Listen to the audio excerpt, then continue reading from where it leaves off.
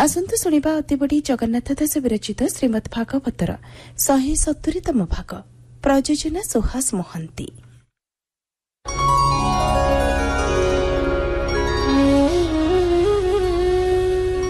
नारायणं नमस्कृत्य नरं चैव नरोत्तमं देवीं सरस्वतीं व्यासं ततो जयमुदीरयेत्।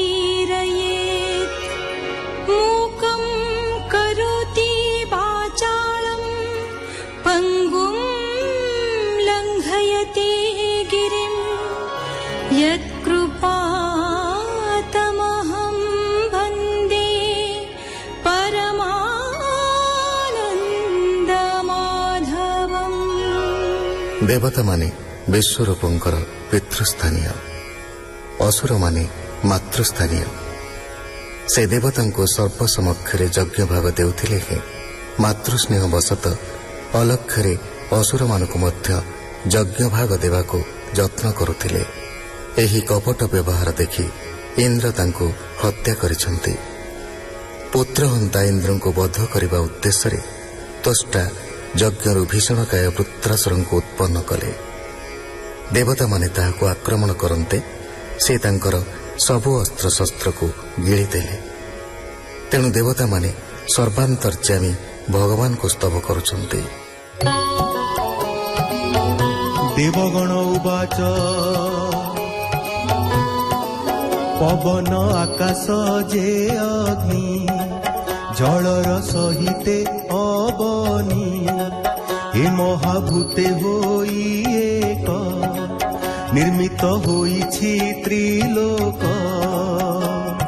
ब्रह्मा सहिते आम्बे माने उद्वेग पाउछु मने जाहाको बळी आम्बे माने दीन सेबु अनुक्षणे। जे काल अंतक बोलाई से जहा ठारू भय पाई से प्रभु आंभर शरण हुअन्तु अखिल कारण।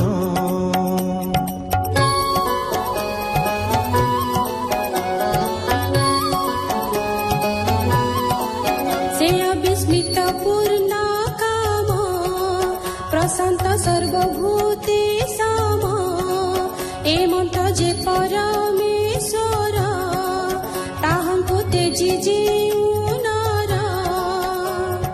अन्यरे पसई शरण ताहांकु मूर्ख बोली जान। स्वान पुछकु धरी करे अगम्य सिंधु के भूतरे। नौका रूपेण संसार श्रृंगारे बंधिन जाहार मनु अछन्ति दुख तारी जाहार प्रसाद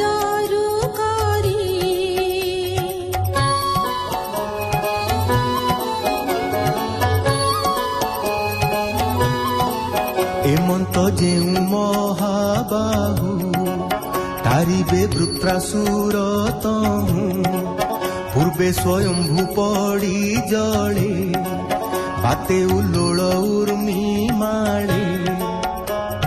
तेणे सबद महाघरे राखिला जेना कमले से एक संगे नाही केही से भयो राखिला कजेही। जे ईश्वर अटई मायारे आम्भंकु सर्जई आम्भे ईश्वर बोली मानी मोहरे जेसने अज्ञानी।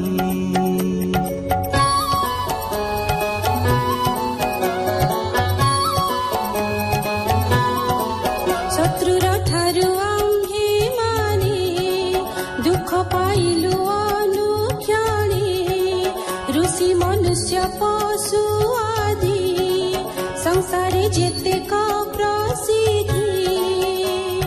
जे प्रभु धरी अवतार खंडंती दुख को आम्भर आम्भेटी सर्वे अरक्ष ସହିତ ରଖନ୍ତୁ ପ୍ରଭୁ ଜଗନ୍ନାଥ। ସେ ଯୁଗେ ଯୁଗେ ରକ୍ଷା କରୁ ଯାର ମହିମା ମହାମେରୁ ପରମ ପ୍ରଧାନ ପୁରୁଷ ଅଖିଳ ସଂସାରର ଈଶ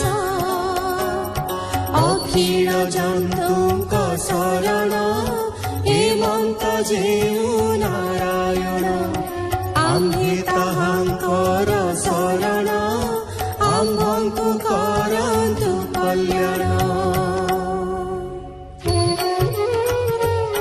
ସୁକୌବାଚ ଦେବଙ୍କ ସ୍ତୁତି ଏ ବଚନ ଶୁଣି ସନ୍ତୋଷ ଭଗବାନ ପଶ୍ଚିମ ଦିଗେ ହେ ରାଜନ ହୋଇଲେ ଆସି ସେ ପ୍ରସନ୍ନ ଶଙ୍ଖ ଚକ୍ର ଗଦା କମଳ ଧରିଣ ପ୍ରଭୁ ଆଦି ମୂଳ ଆତ୍ମାର ତୁଲ୍ୟ 16 ଜଣ ସେବୁ ଅଛନ୍ତି ଅନୁକ୍ଷଣ ଶ୍ରୀବତ୍ସ କୌସ୍ତୁଭ ବିନେ ପୂର୍ଣ୍ଣ ହୋଇଣ ସର୍ବଗୁଣେ ଶରଦ କମଳ ଲୋଚନ ଦେବେ ଦକ୍ଷିଣ ହୃଷ୍ଟ ମନ ଇନ୍ଦ୍ରାଦି 10 ଦିଗ ପାଳେ ପ୍ରଭୁଙ୍କୁ ନମିଲେ ସକାଳେ ଦଣ୍ଡବତ ପଡ଼ି ରାଜନ ସ୍ତୁତି କଲେ ଧୀରେ ଉଠିଣ। ଦେବଗଣ ଉବାଚ ତୁମ୍ଭେ ଯେ ସର୍ବଯଜ୍ଞ ବର ତୁମ୍ଭଙ୍କୁ କରୁ ନମସ୍କାର ସକଳ ବୟୋଧିକ ତୁମ୍ଭେ ତୁମ୍ଭ ଚରଣେ ନମୁ ଆମ୍ଭେ ଅଖିଳ ଈଶ୍ୱର ଗୋସାଇ ନମସ୍ତେ ପ୍ରଭୁ ଭାବଗ୍ରାହୀ हे भगवान वासुदेव नारायण महानुभव आदि पुरुष सर्वेश्वर केवल जगत आधार परमहंस लक्ष्मीकांत जगु जीवन जगन्नाथ भोनाथ परम मंगल परम कल्याणर मूल परम जोग समाधि भजन विविध प्रकारे परमहंस मुनि गणे सेवंती जहार चरणे परमहंस दीक्षा करी अज्ञान दूरे परिहरी हेमंत प्रभु तु ईश्वर नमस्ते ब्रह्मांड ठाकुर यद्यपि एक रूप हुआ नाना रूप को तुम्भे बह सम विषम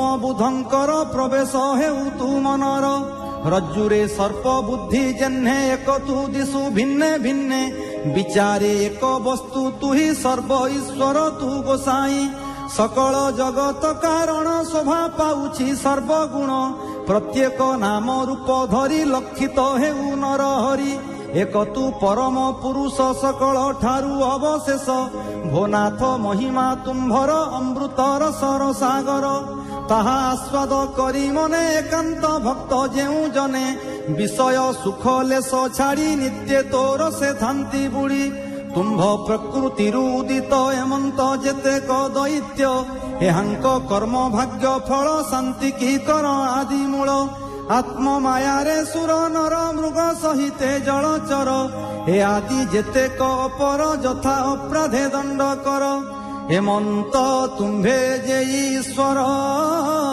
वृत्रकु भोनाथ संहर कहिलु प्रभु भावग्राही जेबा तुम्भर इच्छा होई